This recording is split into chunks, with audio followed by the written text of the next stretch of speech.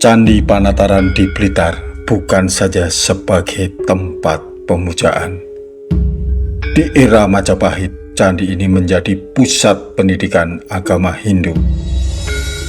Reliefnya menggambarkan kerinduan Panji kepada kekasihnya, Dewi Sekartaji. Halo, Assalamualaikum. Salam sejahtera untuk semua. Jumpa lagi dengan saya di channel Obrolan Haris. Sekarang kita akan membahas soal Candi Panataran. Ada juga yang menyebut penataran, maksudnya sama aja ya. Candi Panataran ini adalah candi bercorak Hindu terletak di Desa Penataran, Kecamatan Nglegok, Kabupaten Blitar, Jawa Timur. Komplek candi ini yang termegah dan terluas di Jawa Timur, berada di lereng barat daya Gunung Kelut. Kalau dari kota Blitar, jaraknya sekitar 13,3 km dengan waktu tempuh kurang lebih 30 menit dengan kendaraan bermotor. Apa menariknya candi ini? Banyak. Selain terluas di Jawa Timur, Candi Panataran yang dibangun Kerajaan Singasari masih digunakan sampai berakhirnya Kerajaan Majapahit. Setelah sekian lama tidak terawat, Candi Panataran pertama kali ditemukan oleh Thomas Stamford Raffles pada tahun 1815. Kita ikutin yuk bagaimana sejarah Candi Panataran ini. Kapan Candi Panataran dibangun? Ahli sejarah berpendapat Candi Panataran dibangun oleh Raja Srengga atau Kertanegara dari Kerajaan Kediri atau Kadiri pada tahun 1194 Masehi. Para arkeolog yakin bahwa Candi Panataran dahulunya bernama Candi Palah. Hal tersebut berdasarkan narasi Prasasti Palah yang berangka 1197 Masehi. Candi Panataran dibangun dengan tujuan untuk upacara pemujaan sebagai penangkal bahaya Gunung Kelut. Gunung berapi ini memang amat berbahaya, letusannya luar biasa. Tahun 2014 Gunung Kelut meletus dan dampaknya luas.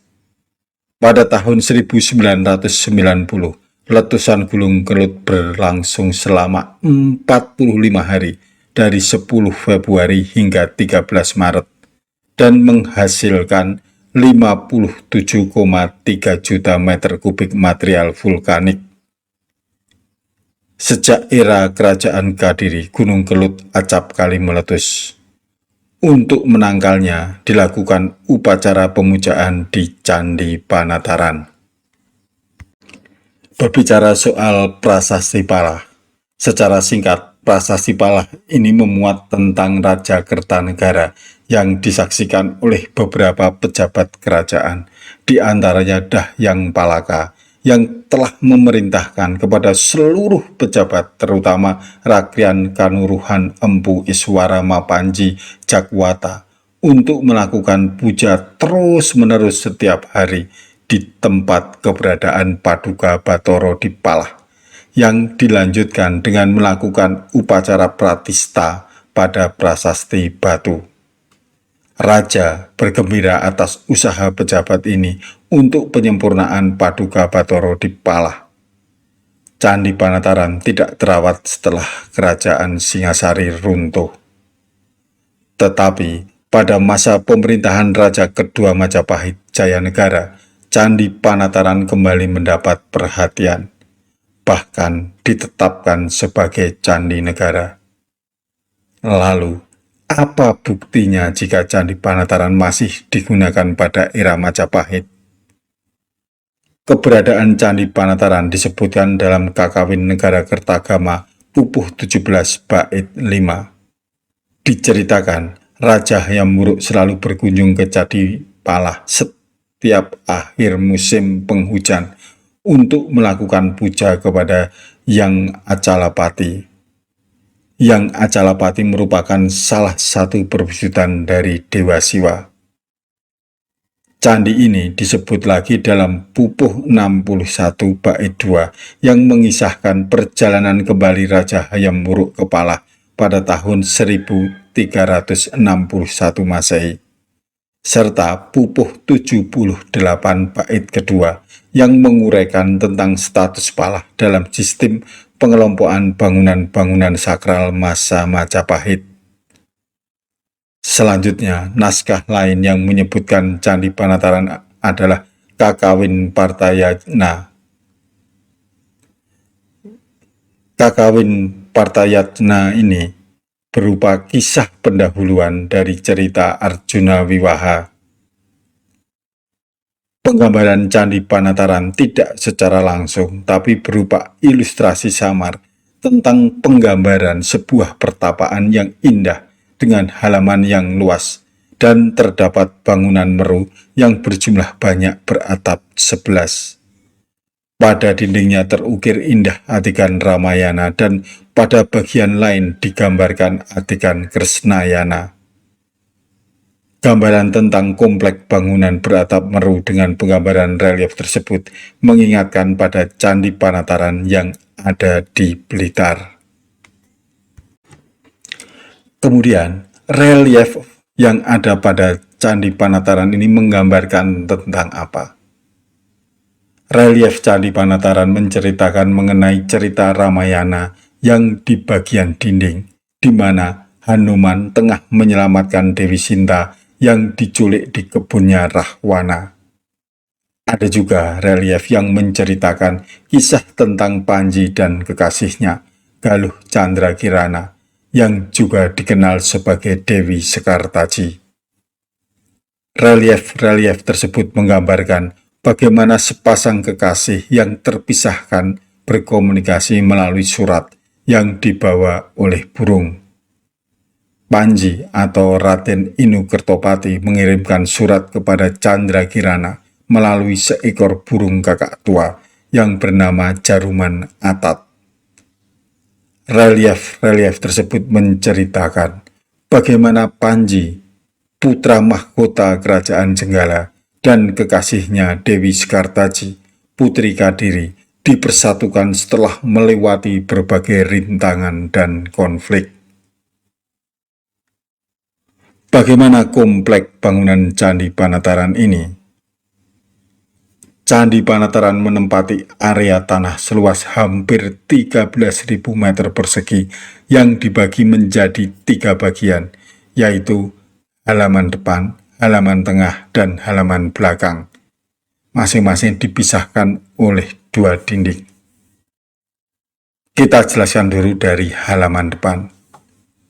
Di halaman depan ini terdapat pintu gerbang yang diapit oleh 2 arca Dwaropala sebagai penjaga pintu, berangka tahun 1242 Saka atau 1320 Masehi. Pada halaman ini terdapat beberapa bangunan seperti Balai Agung, Pendopo Teras, dan Candi Chandra Sengkala. Balai Agung terletak di bagian barat halaman depan, posisinya sedikit menjorok ke depan. Bangunan terbuat dari batu dengan dinding polos yang dilengkapi 4 buah vanga. Fungsi Balai Agung diperkirakan sebagai tempat musyawarah para pendeta. Pendopo Teras berupa batu berbentuk 4 persegi panjang yang berada di sebelah tenggara Balai Agung. Bangunan berangka tahun 1297 Saka atau 1375 Masehi ini diperkirakan digunakan sebagai tempat untuk meletakkan sesaji dalam upacara keagamaan atau tempat peristirahatan raja dan bangsawan lainnya. Pada dinding pendopo terdapat relief-relief yang menceritakan berbagai kisah. Di antaranya adalah cerita Bubuh Sah dan Gagang Aking, atau Bela Belu dan Damki Aking, Sang Satyawan dan Sri Tanjung. Candri Chandrasenggala atau disebut juga Candi Brawijaya berangka tahun 1291 Saka atau 1369 Masehi. Di dalam biliknya terdapat arca Ganesha sehingga ada yang menyebut dengan nama Candi Ganesha. Lokasi candi ini berada di sebelah tenggara bangunan pendopo teras, di mana di sebelah kirinya terdapat arca wanita yang ditafsirkan sebagai perwujudan Gayatri Rajapatni. Kemudian kita memasuki ke halaman tengah. Di halaman tengah ini terdapat 2 buah arca Dwaropala dalam ukuran yang lebih kecil daripada di pintu masuk candi. Dwaropala ini terpahat angka tahun 1214 Saka atau 1319 Masehi, setahun lebih tua dibanding Dwaropala di pintu masuk. Halaman tengah atau halaman kedua ini terdapat Candi Naga dan Pondasi Bata yang terbagi menjadi 2 bagian yang dipisahkan oleh tembok bata. Kita bahas soal Candi Naga. Candi Naga saat ini hanya tersisa bagian kaki dan badan dengan ukuran lebar 4,83 meter dan panjang 6,57 meter, serta tinggi 4,7 meter. Penamaan Candi Naga diambil dari sekeliling tubuh candi yang berhiaskan lilitan naga dan disangga tokoh-tokoh berbusana seperti raja sebanyak 9 buah.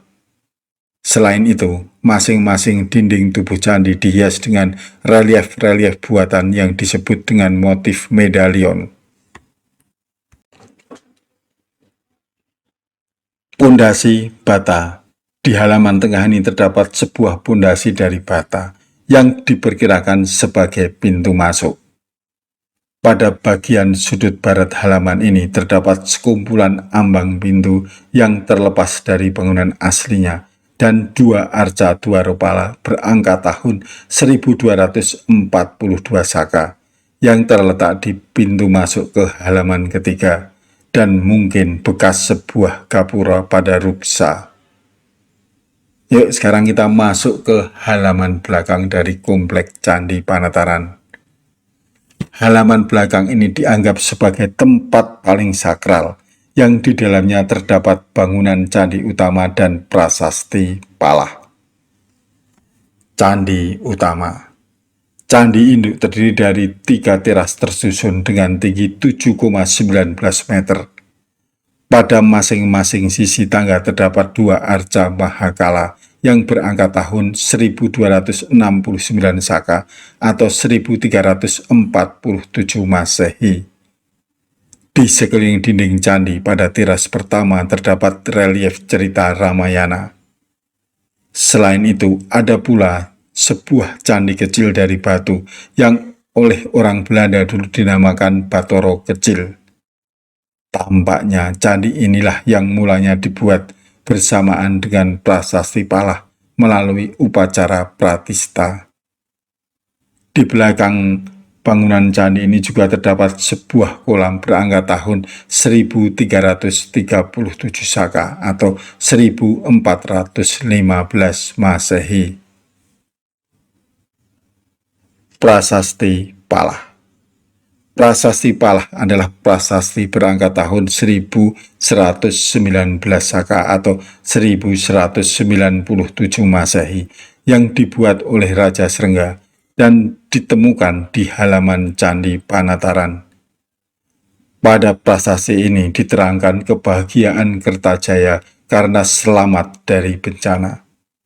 Rasa senangnya tersebut kemudian dicurahkan dengan membangun prasasti yang tertulis dalam sebuah linggapala oleh Empu Amoghayaswara atau disebut Empu Talaluh. Pada masa Majapahit, Candi Panataran dijadikan sebagai pusat pendidikan agama Hindu atau sering disebut sebagai Mandala Kadewa Guruan. Mana buktinya? Ini bukti-buktinya. Pertama, halaman luas. Candi ini memiliki 3 halaman dengan luas sekitar 13.000 meter persegi, mengindikasikan sebagai kompleks pendidikan yang luas. 2. Lokasi jauh dari keramaian. Candi Panataran terletak di lereng Gunung Kelut. Hal ini mengindikasikan kesesuaian prasyarat sebuah mandala Kadewa Guruan. 3. Temuan gerabah dan keramik. Masih ditemukan pecahan gerabah dan gerabah di halaman candi. Hal ini mengindikasikan adanya aktivitas manusia dalam jangka waktu yang panjang. 4. Ditemukannya bangunan pendopo sebagai indikasi, sebagai panggung, bangunan teras sebagai balai-balai, candi sebagai pusat keagamaan, patirtan sebagai bangunan penyucian. Juga temuan bangunan, relief dan arca bernafaskan keagamaan. Ada juga arca dewa sebagai aspek pemujaan. 5. Diberitakan dalam naskah. Candi ini diberitakan dalam prasasti dan pernaskahan sehingga dikenal sebagai rabut atau kompleks suci Palah. Candi Panataran disebut dalam prasasti Palah, Kakawin Negara Kertagama, Kakawin Partayajnya, dan naskah Bujangga Manik. Hal ini mengindikasikan fungsinya sebagai mandala Kadewa Guruan. Nah teman-teman, demikianlah penjelasan mengenai Candi Panataran. Di awal berdirinya, candi ini berfungsi sebagai tempat pemujaan. Namun, di era Majapahit, selain sebagai tempat pemujaan, juga dijadikan sebagai tempat pendidikan agama Hindu. Oke, kita akan bertemu pada episode berikutnya dengan topik yang berbeda. Sampai jumpa. Wassalamualaikum warahmatullahi wabarakatuh.